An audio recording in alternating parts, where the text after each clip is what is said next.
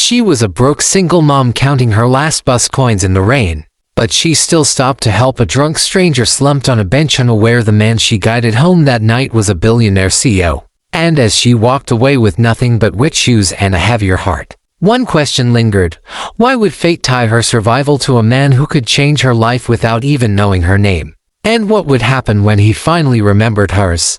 The rain had a way of making everything feel smaller, streets narrower, pockets emptier, hope thinner. Maya Carter stood under the flickering streetlight near 8th and S, clutching her worn jacket tight around her body as she counted the coins in her palm for the third time. Quarters, nickels, a few pennies. Just enough for one bus ride home. Not enough for mistakes. Her feet ached from 14 hours on them. First the diner, where customers snapped their fingers like she was invisible. Then the hospital, where she mopped hallways that never seemed to stay clean. The smell of disinfectant still clung to her skin. All she wanted was to get home, kiss her sleeping son on the forehead, and collapse beside him before the alarm dragged her back into survival again. Then she saw him. At first, she tried not to. A man slumped on the bench at the bus stop, head hanging low, one arm limp at his side. His suit was expensive, she noticed that instantly, but rumpled, darkened by rain. A thin line of blood traced from his eyebrow down to his cheek, mixing with the water dripping from his hair. Maya looked away.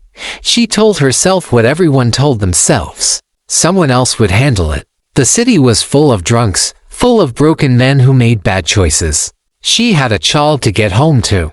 She didn't have room for strangers' problems, but her feet didn't move.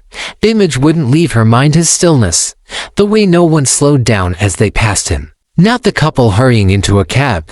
Not the man with headphones who stepped her on the bench like it was a puddle. Not even the bus driver who glanced once and pulled away. A familiar tightness crept into her chest. She saw another man then, not this one. A hard hat on a kitchen table. A phone call at 2:17 a.m. The word accident spoken to carefully. Not again, she whispered to herself. Maya turned back. She approached slowly, her voice soft, careful not to startle him. Sir, hey, are you okay? The man stirred, groaning quietly. His eyelids fluttered open and focused. Up close, she could see he wasn't homeless. His shoes were polished beneath the mud. His watch, though scratched, was heavy and unmistakably expensive. He smelled like alcohol, but also like something cleaner beneath it. Like he didn't live this way. I'm fine, he muttered, though he clearly wasn't. Just need a minute. You're bleeding, she said, pulling a napkin from her pocket, the last one she'd grabbed from the diner before clocking out. She dabbed gently at his eyebrow. He flinched, then sighed. Sorry, he said suddenly, his voice thick with embarrassment. I didn't mean to. Cause trouble. That word sorry hit her harder than anything else. What's your name? She asked. Ethan. He replied after a pause. Ethan Black. Ethan. He seemed to forget the rest. Maya, she said. Can you stand, Ethan? He tried. His knees buckled instantly. Maya caught him before he fell, her arms straining under his weight. For a split second, panic surged. This was a mistake. She was too small, too tired, too alone, but then he steadied, leaning on her shoulder like a man who had forgotten how to hold himself up. Easy, she said. More to herself than to him. She flagged down a bus as it approached. The driver hesitated when he saw Ethan, his eyes narrowing. He's with me, Maya said quickly, meeting the driver's gaze. I'll take responsibility. The words tasted bitter. She had learned what responsibility cost. The bus ride was quiet. Ethan stared out the window, rain streaking the glass like tears he refused to shed. Maya sat stiffly beside him, one arm braced, guarding him from sliding to the floor. Long night? She asked. He laughed softly, humorless. Long life. She didn't ask more. She knew better than to pry into pain that wasn't ready to speak. When they reached his stop, an address that made her stomach drop, she helped him down the steps and toward a towering building of glass. Endy steel. The doorman rushed forward, shock flashing across his face. I've got him, Maya said, stepping back as security swarmed. No one thanked her. One guard glanced at her like she didn't belong there.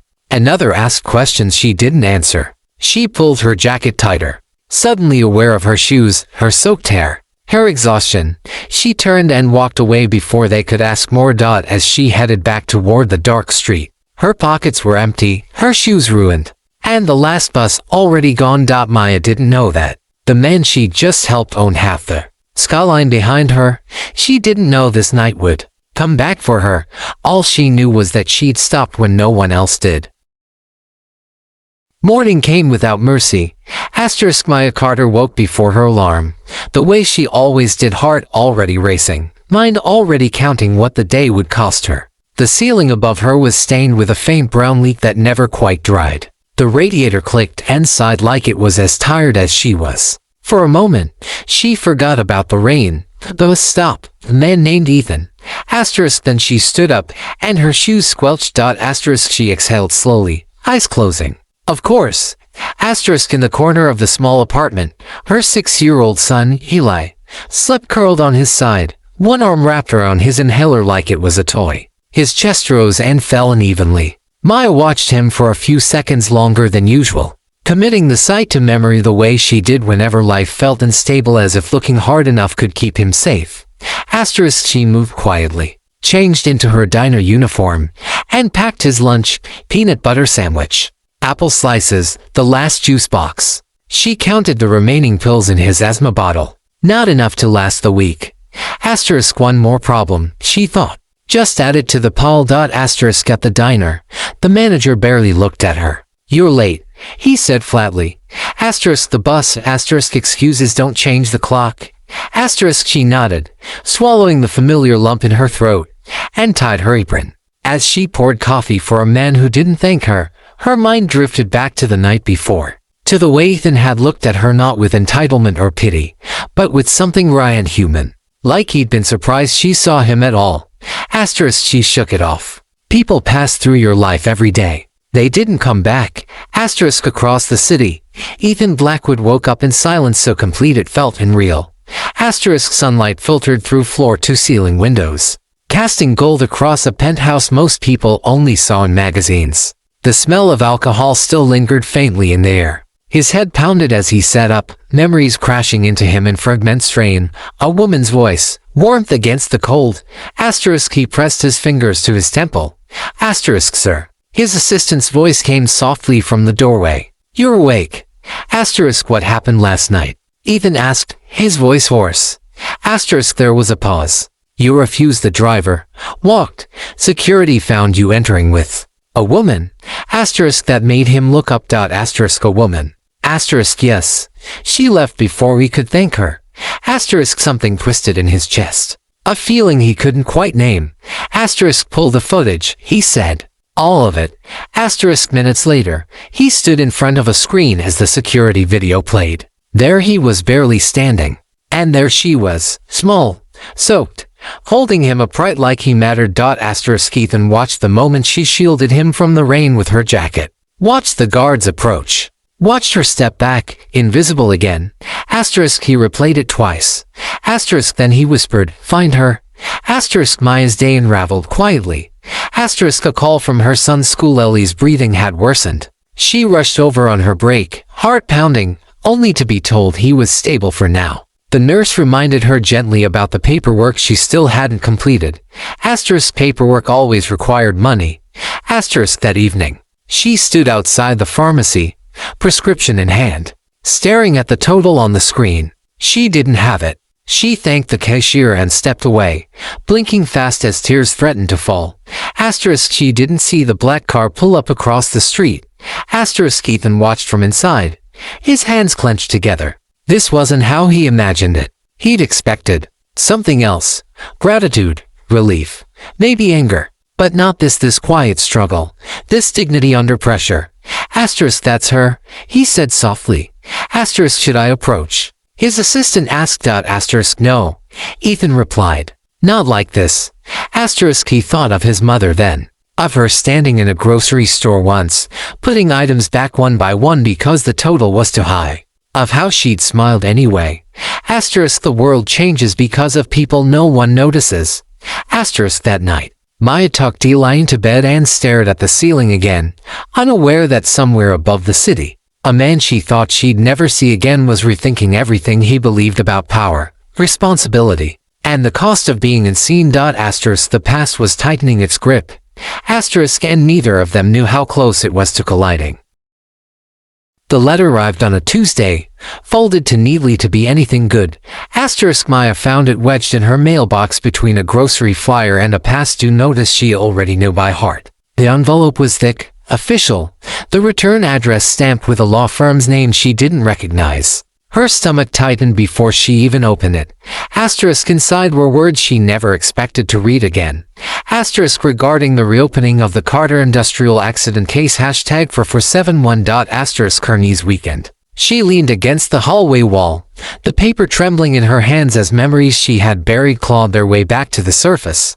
Flashback 8 years earlier. The smell of oil and metal. Her husband Daniel Carter laughing as he tied his boots, promising he'd be home early. Overtime pay. Just one more shift. She remembered kissing his cheek, telling him to be careful. She remembered the phone ringing. And she remembered the silence afterward, how the world kept moving while hers stopped. The company blamed faulty equipment. A subcontractor. No accountability. A settlement offer that barely covered the funeral. Maya had signed because she was pregnant, terrified, and alone. Back in the present, Maya folded the letter slowly. Her hands were steady now, but her chest burned. Why now? She whispered. Across town, Ethan Blackwood sat in a boardroom that felt colder than usual. The faces around the table were tense, wary. His legal counsel cleared his throat. Reopening this case sets a precedent. It exposes us. Ethan didn't blink. It exposes the truth. A board member scoffed. This happened years ago. The woman took the settlement.